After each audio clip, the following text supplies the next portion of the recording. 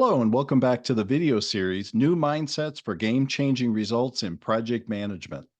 Today, we're taking a look at mindset myth number 4. For a project to be on time, each task must finish on time. Let's take a step back to our last segment where we took a look at the task duration probability for task estimates. And we have a few different estimates here. The first one, 2 days, can be viewed as an optimistic estimate. 12 days on the other end is a pessimistic estimate. And that's the one that most project teams will use because they feel like they have to get every task completed on time and they have to account for anything that could go wrong that would prevent them from getting completed on time. But we looked at the most likely estimate, in this case, 5 days. And that estimate is the one that has the highest probability. And if you think about whether you'd like to have a project team member estimate 5 days and come in at 7, or estimate 12 days and hit it every time, think about the amount of time it takes to get to the benefits of that project. In the end, estimating 5 days and coming in at 7 is far better than estimating 12 and hitting it every time. So we took a look at last time the hidden padding that's embedded within every task.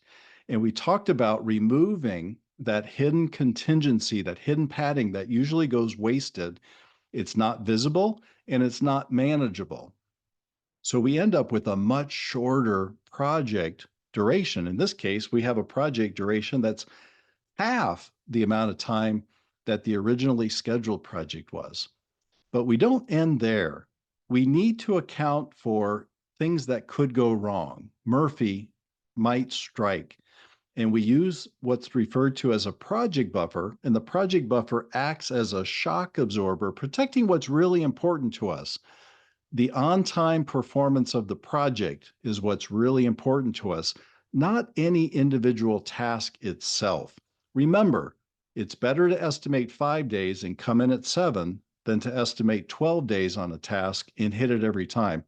That gets us to the project benefits much faster.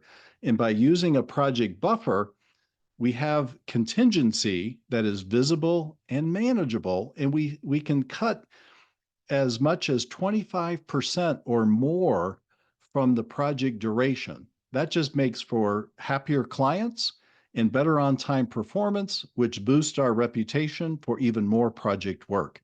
Let's take a look at how that project buffer is visible then. We see here what's referred to as a buffer consumption chart. And when a task finishes late, we eat into the buffer compresses like the shock absorber, keeping our delivery commitment intact. And when a task finishes on time, the buffer remains unchanged.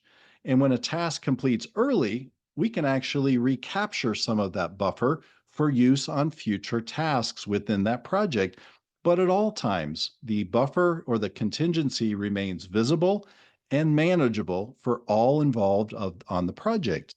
We can consider this an objective leading indicator of project success.